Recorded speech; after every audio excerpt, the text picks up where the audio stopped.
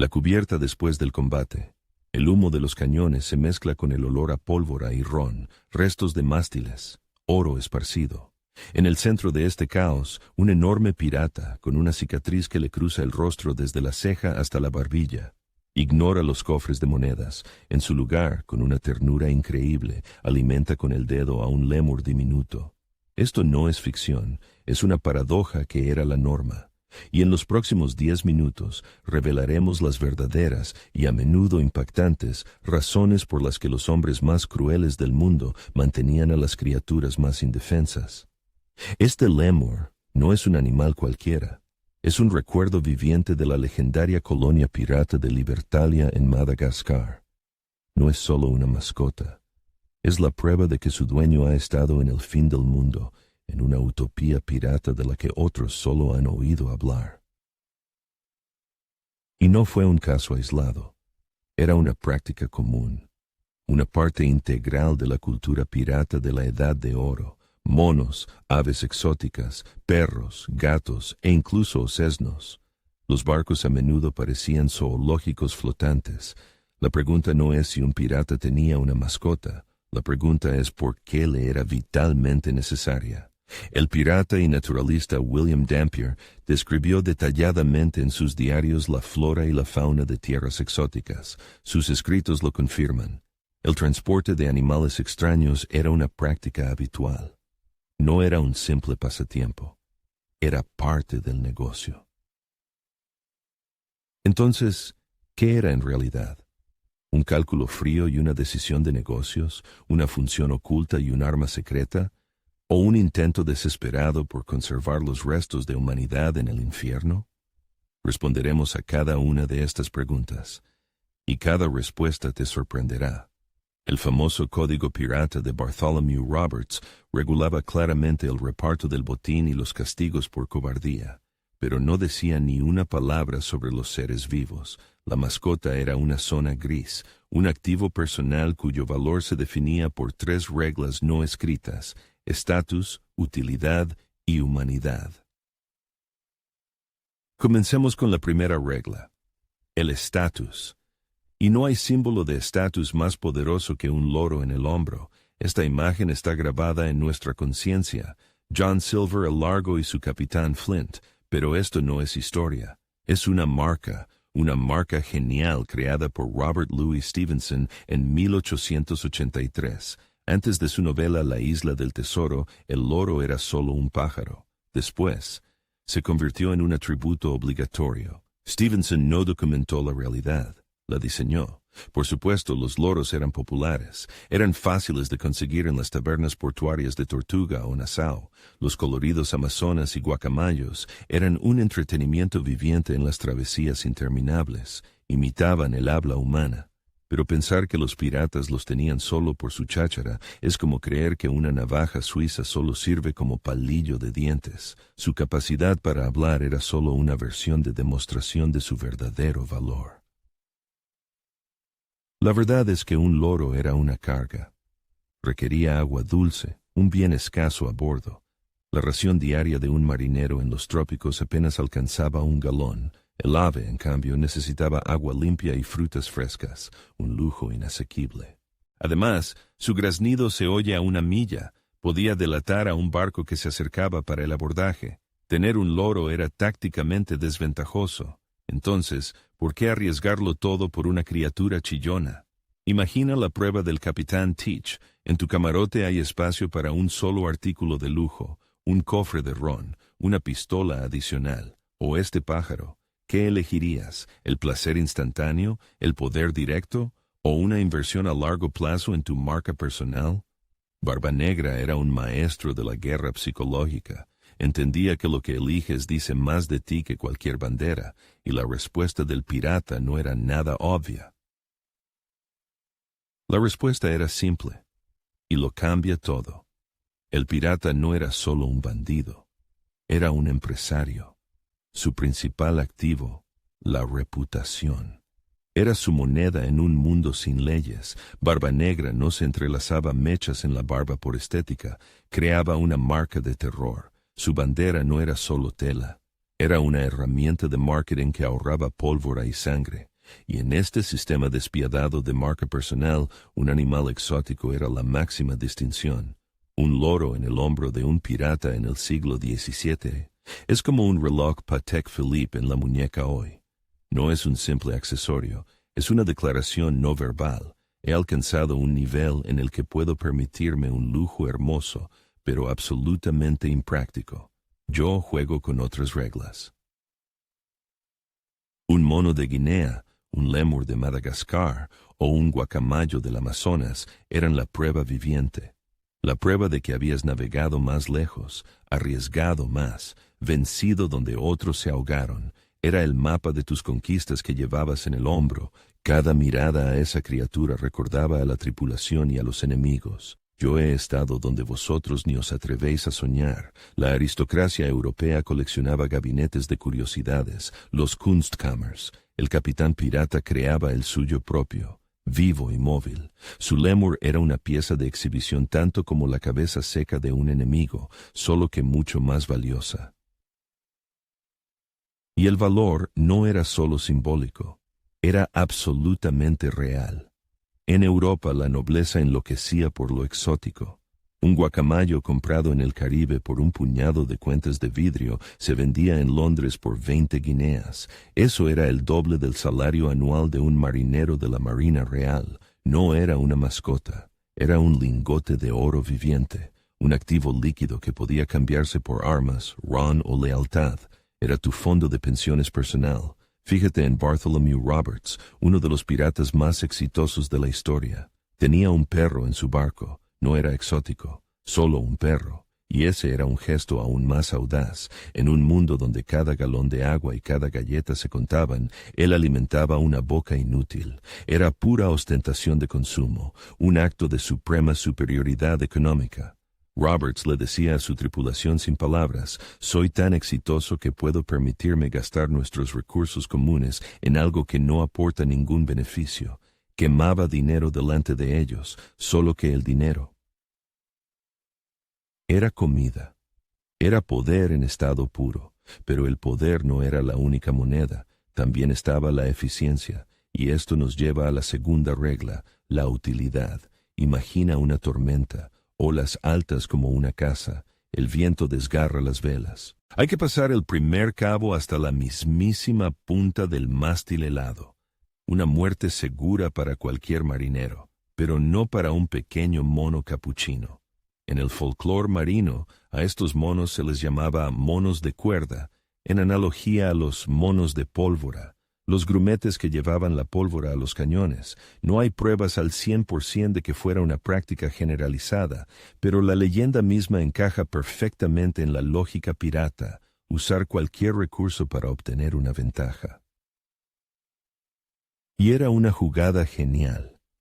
Los piratas no doblegaban la naturaleza del animal, usaban su configuración de fábrica. Para un humano, un barco en una tormenta es un infierno. Para un mono, cuyo mundo son los árboles y las lianas, es simplemente un nivel más difícil, un bosque de mástiles y cuerdas. No obedecía una orden, jugaba. Su instinto de supervivencia y su agilidad natural resolvían una tarea que le habría costado la vida a un hombre. Era el biohacking del siglo XVII, usar los instintos de otros para resolver tus propios problemas.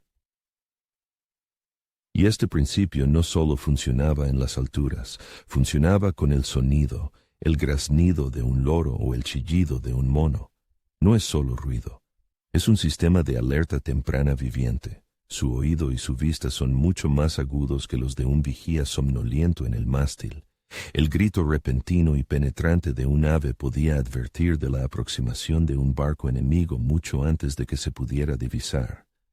Era un radar biológico que daba a la tripulación minutos preciosos para prepararse para el combate o la huida.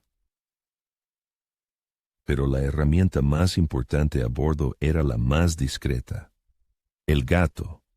Un gato en un barco pirata no es una mascota, es el ingeniero jefe de seguridad. Las ratas de barco eran una catástrofe. No solo robaban galletas y bebían agua dulce, roían cabos de vital importancia. Hacían agujeros en las velas, podían incluso dañar el revestimiento de madera del casco, causando una vía de agua.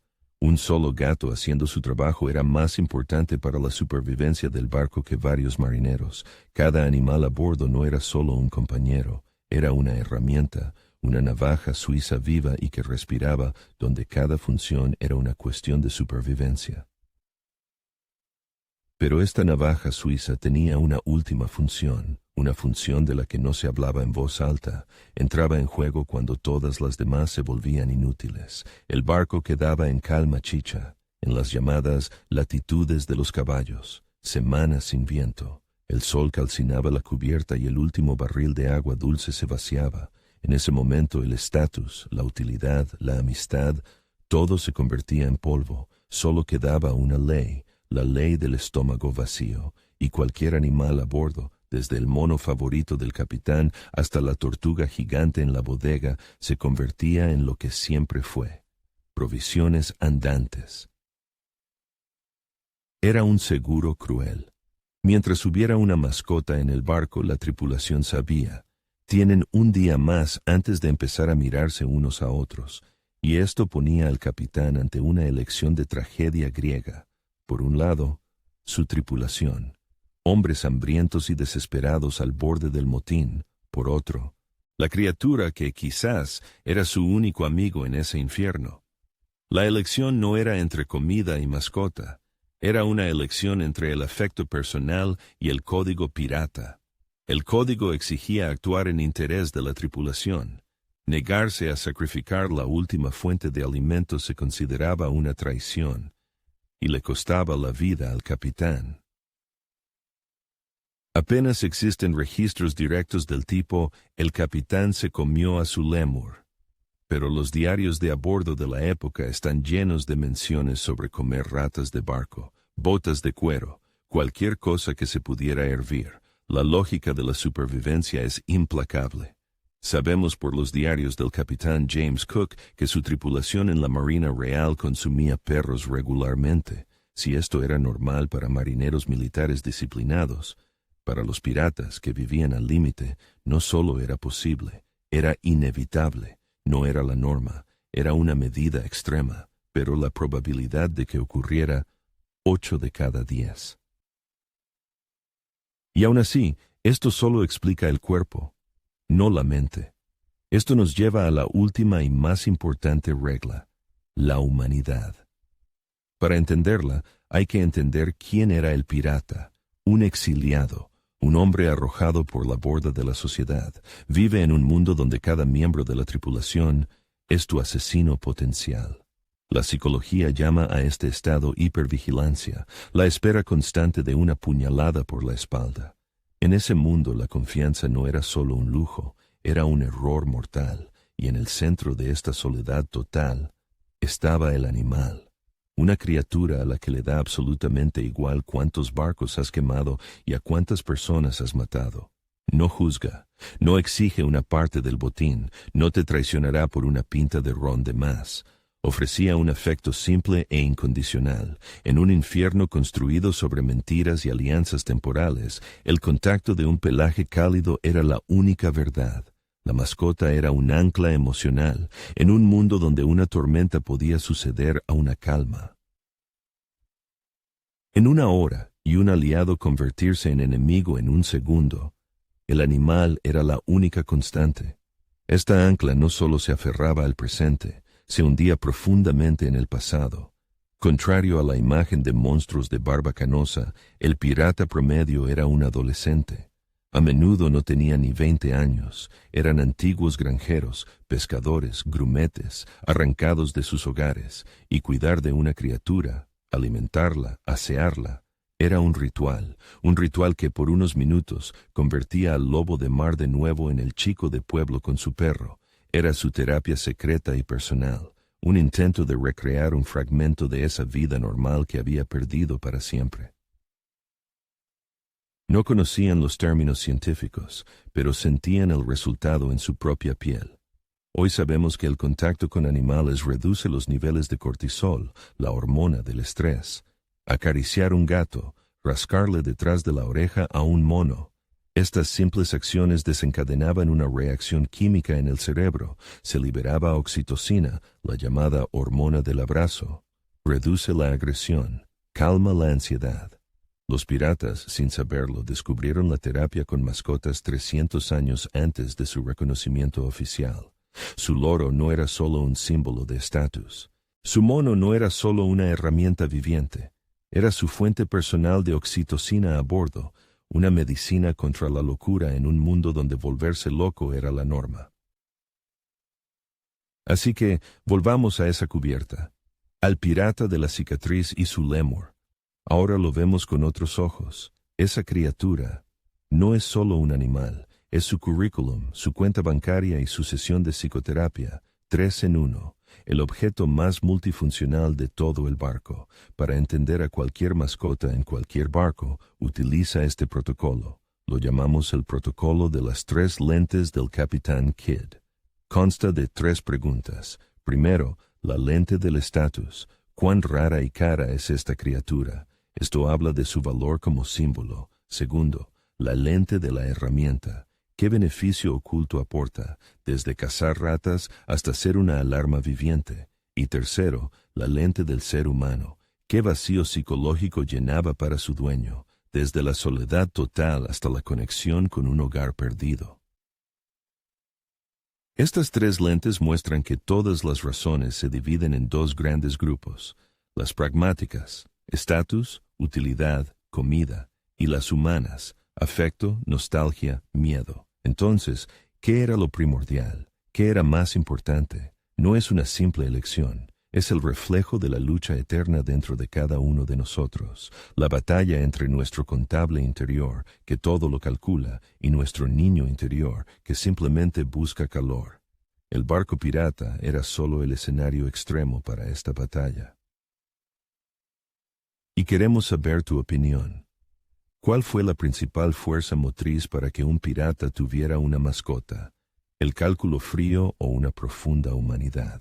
Escribe en los comentarios una sola palabra: cálculo o humanidad. Veamos qué lado gana en nuestra votación. Esta elección es tu voto en el gran debate sobre la naturaleza humana, incluso en la persona más cruel. ¿Qué vence al final? ¿La calculadora en la cabeza o el corazón en el pecho? Tu comentario no es solo una palabra, es tu veredicto, cálculo o humanidad.